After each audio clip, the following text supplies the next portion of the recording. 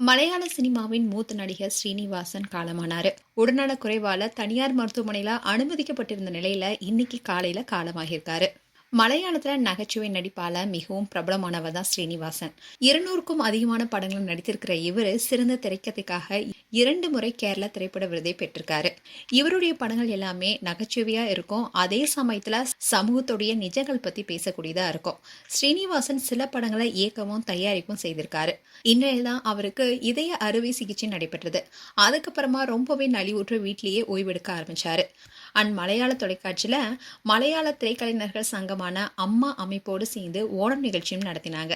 அதுல நீண்ட இடைவெளிக்கு அப்புறமா மேடை ஏறிய ஸ்ரீனிவாசனை நடிகர் மோகன்லால் கன்னத்துல முத்தமிட்டு வரவேற்றது நிகழ்ச்சி ஏற்படுத்தினுச்சு. இதை தொடர்ந்து நடிகை ஸ்மினு சிஜோ நடிகை ஸ்ரீனிவாசனை சந்தித்திருந்தாங்க. அப்போ கூட அவங்களுக்கு சின்ன சின்ன உடல்நல பிரச்சனைகள் தான் இருக்கணும், மறுபடியும் உடல்நல ஆரோக்கியத்தோட திரைக்கதையிலும் வருவாருனோ அண்ட் அவருடைய 2 மகன்கள் வினீத், தியானின் திரைப்பங்களிப்பை உன்னிப்பா கவனிச்சுட்டு வராங்கன்னு சொல்லியிருந்தாங்க. அதோட ஒரு போட்டோவும் ஷேர் பண்ணியிருந்தாங்க. அந்த போட்டோல ஸ்ரீனிவாசனை பார்க்கும்போது அடையாளமே தெரியாத அளவுக்கு இருந்தாரு. இந்நிலைதான் ஸ்ரீனிவாசன் உடல்நலக்குறைவால காலமானாரு. புகழ்பெற்ற மலையாள நடிகர், திரைப்பட இயக்குனர், கதாசிரியர்னு பல்வேறு முகங்களை கொண்டவர் தான் ஸ்ரீனிவாசன். இவருக்கு 69 வயது ஆகுது.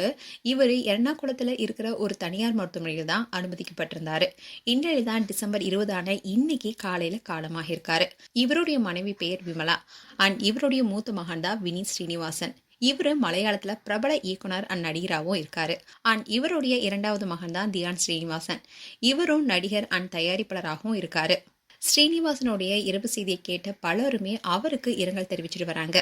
இவர் 200க்கும் மேற்பட்ட படங்கள் நடிச்சது மட்டும் இல்லாம சிறந்த கதை எழுத்தாளரும் கூட. அது மட்டும் இல்லாம 48 வருடம் அவர் சினிமாவில் பணியாற்றியிருக்காரு. அண்ட் தமிழ்ல லேசா லேசா, புள்ளக்குட்டிக்காரன் போன்ற படங்களை நடித்திருக்காரு.